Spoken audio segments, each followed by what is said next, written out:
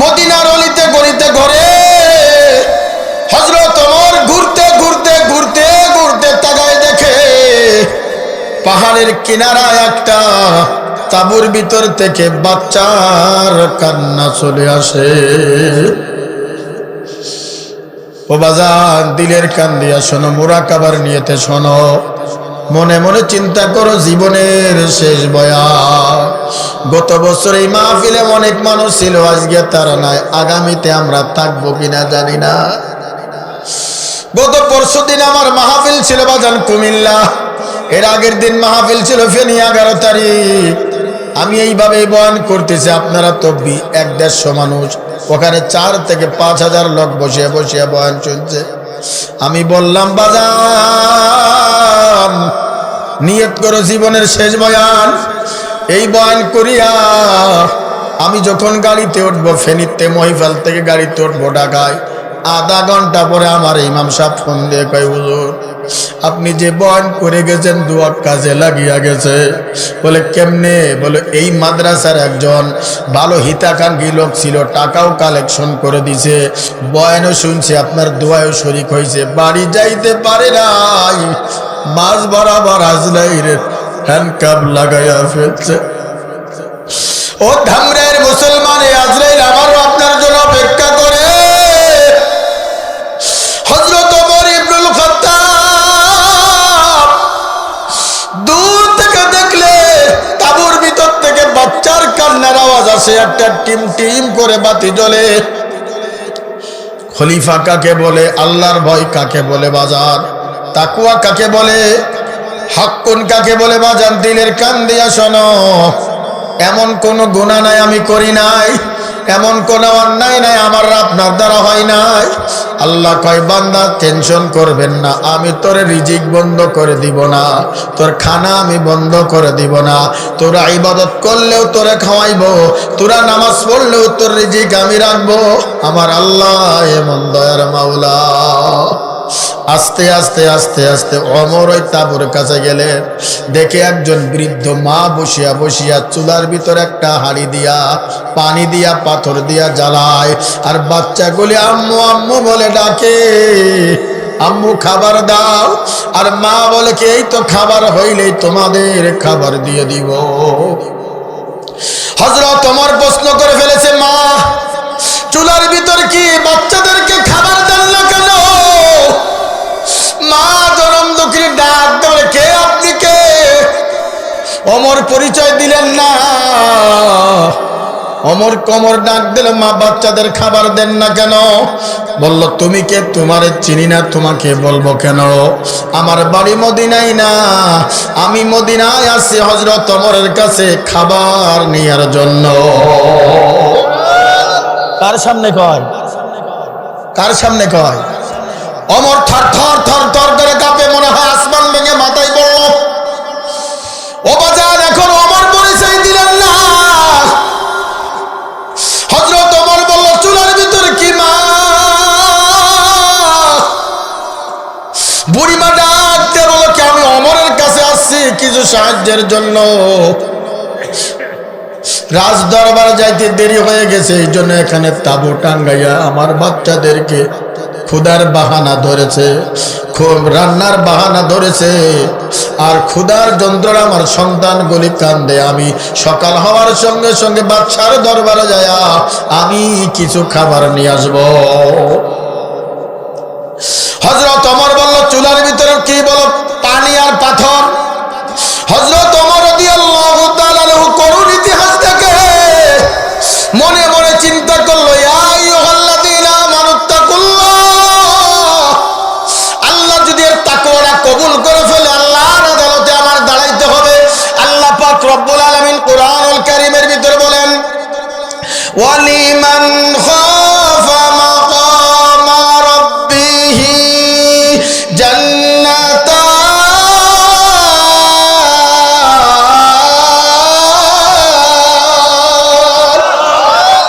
আল্লাহ পাক রব্বুল আলামিন বলেন, ধনী হোক গরীব হোক শিল্পপতি হোক সবাইকে আমার আদালতে দাঁড়াইতে হবে। এই ভয় চিন্তা যদি কোন বান্দার ভিতর থাকে ওয়ালিমান খাফা মাকাম রাব্বিহি জান্নাতান, ওই বান্দাকে আল্লাহ পাক রব্বুল আলামিন দুইটা জান্নাতের মালিক বানায়া দিবে। হযরত ওমর রাদিয়াল্লাহু তাআলা থমকে দাঁড়িয়ে বলে, আমি তো আল্লাহর আদালতে আমার আদালতে দাঁড়াইতে হবে। যদি জিজ্ঞাসা করে, ওমর তোমারে মক্কা মদিনার খলিফা বানাইছি, কেন মানুষের খাবার পৌঁছাও নাই? আর আমাদের দেশের নেতাগুলি এতিমের মাল লুট করে সুইস ব্যাংকে রাখে, কথা হয় না? এতিমের মাল লুট করে সুইস ব্যাংকে রাখে, 16 বছর রাখছে, কথা কয় না কা? আর আমরা চাচা হয়ে ভাতিজার হক নষ্ট করি, বাবা হয়ে সন্তানের হক নষ্ট করি, বিবির হক নষ্ট করি। অনেক সন্তান আছে বাবা মার সঙ্গে বিয়াদবি করে তার হক নষ্ট করে, আছে কিনা? হাতে পায়ে ধরে বলে যায়, যুবক আল্লাহর আদালতে দাঁড়াইতে হবে। ওয়ালিমান খাফা মাকাম রাব্বিহি জান্নাতান, আল্লাহর আদালতে দাঁড়াইতে হবে, এখানে মাফ নাই বাজান। হযরত ওমর মনে মনে চিন্তা করে ফেলেছে, যদি আল্লাহর আদালতে কবুল হয়ে যায় আমি আসামি হয়ে দাঁড়াইতে হবে। হযরত ওমর ইবনুল খাত্তাব চলে গেলেন দৌড় মেরে, আর মাকে বলেন, মা গো দেখি তোমার জন্য কিছু করতে পারে কিনা। সকালবেলা বাদশার দরবারে যাবা, ওখানে গেলে আমাকে বাবা তোমাকে বস্তা ভরে তোমার সাহায্য করব। বাজান এখনো ওমর পরিচয় দেন না, আমি ওমর, আমি খলিফা। আল্লাহু আকবার বলেন। আর আমাদের এখানে যদি একটা সিল থাকে, এইটা অমক দলের লোক। সিল না থাকলে স্টেজে উঠতে দেয় না, আর সিল থাকলে কাঠও পাওয়া যায়, টাকাও পাওয়া যায়, হাদিয়াও পাওয়া যায়, কথা কোন ঠিক কিনা? হযরত ওমর চলে গেল বাইতুল মালে, যে আসলামকে বলে, আসলাম দরজা খোলেন, বাইতুল মালের দরজা খোলেন, বস্তার ভিতরে আটা ময়দা যা আছে সব বড়। হযরত ওমর এই কথা বলার সঙ্গে সঙ্গে আসলাম আড়াই মনে বস্তার ভিতর আটা ময়দা যা আছে বাইতুল মালে ভরলেন। হযরত ওমর বললেন, আসলাম রে বস্তার মুখটা বাঁধো। হযরত আসলাম বস্তার মুখটা বাঁধলেন। হযরত ওমর বলল, আসলাম বস্তাটা আমার মাথায় উঠাইয়া দাও। আসলাম ডাক দিয়ে বলে, খলিফা আপনি তো খলিফা বাদশাহ, যে ওমর নবীজির বাম দিকে ঘুমাবে, হযরত আবু বকর ডান দিকে ঘুমাবে, সেই খলিফা বললেন, আসলাম বুঝার আমার মাথায় দাও। আসলাম বললে, বাদশাহ নামদার ক্ষমা করবেন, পারবো না, আমি এই বিয়াদবি করতে পারবো না। ওমর বলল, আসলাম হাসরের ময়দানে যার যার আমল তারে হিসাব দিতে হবে। ওয়া উম্মিহি ওয়া আবি ওয়া সাহিবাতি, আছে কিনা কোরআনুল কারীমে? আছে না? ওয়া উম্মিহি ওয়া আবি ওয়া সাহিবাতিহি ওয়া বানি, একটা নেকির জন্য মা তোমার পরিচয় দিবে না, একটা নেকি দিয়ার ভয়তে তোমার বাবা পরিচয় দিবে না। আসলাম মাথাটা বোঝা উঠাইয়া দাও। হযরত ওমর বললেন, বোঝাটা মাথায় উঠাইয়া দাও।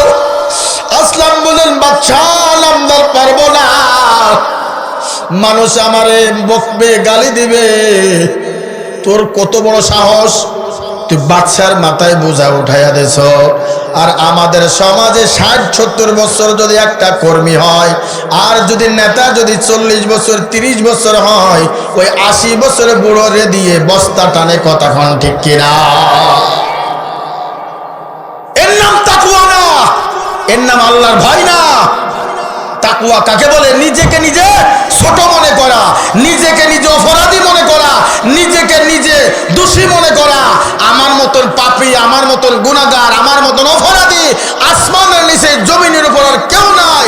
আর আমি সবসময় নিজেকে নিজে বড় মনে করি, আমার মতন বড় আর কেউ নাই, আমার মতন মুফতি আর কেউ নাই, আমার মতন মুহাদ্দিস আর কেউ নাই, আমার মতন বক্তা আর কেউ নাই, আমার মতন চেয়ারম্যান কেউ নাই। সব হলো মূর্খ, আমি হলো নেতা। এটা ঈমান ওয়ালার কাজ না, তাকওয়া ওয়ালার কাজ না, এটা হলো মুনাফিক শয়তানের কাজ। রাগ করতেছেন? চলবে নি? ভাইরা আমার, বন্ধুগণ আমার, দিলের কান দিয়ে শোনার যুবক, হযরত ওমর বলল, আসলাম, আর দেরি করবেন না, বস্তাটা মাথায় উঠাইয়া দাও। বলে আমি পারবো না। বলে করতেই হবে, আদালতে আমাকে দাঁড়াইতে হবে। আমি যে দৃশ্য দেখে আসছি, এই দৃশ্যের হিসাব কিন্তু আমাকে দেয়া লাগবে। স্যার, রাষ্ট্র চালাই, ইউনিয়ন চালাই, যারা বোর্ড অফিস চালায়, সাবধান সাবধান। যারা পরিমাণ হিসাব, যদিও যারা পরিমাণও যদি মানুষের হক নষ্ট করো, এইটাও হিসাব আল্লাহর আদালতে দিতে হবে। বাংলাদেশে 16 বছর যা ঘটেছে, আমার মনে হয় একটা নেতাও বাঁচতে পারবে না। কথা কোন ঠিক কিনা? ভাইরা আমার, বন্ধুগণ আমার, হযরত ওমর বলেন, আসলাম, হাসরের ময়দানে আল্লাহ পাক রব্বুল আলামিন একটা স্লোগান দেবে, লিমানিল মুলকুল ইয়াউম লিল্লাহিল ওয়াহিদিল কহার। কহার নামের স্লোগান যখন দিবে, জমিন থরথর করে কাঁপবে, আসমান থরথর করে কাঁপবে, নবীরা পর্যন্ত থরথর করে কাঁপবে। প্রত্যেকটা নবীর জবান থেকে নাফসি নাফসি বের হবে। আর আমার আপনার নবী, মার নবী, মাকামে মাহমুদের ভিতরে সিজদায় পড়িয়া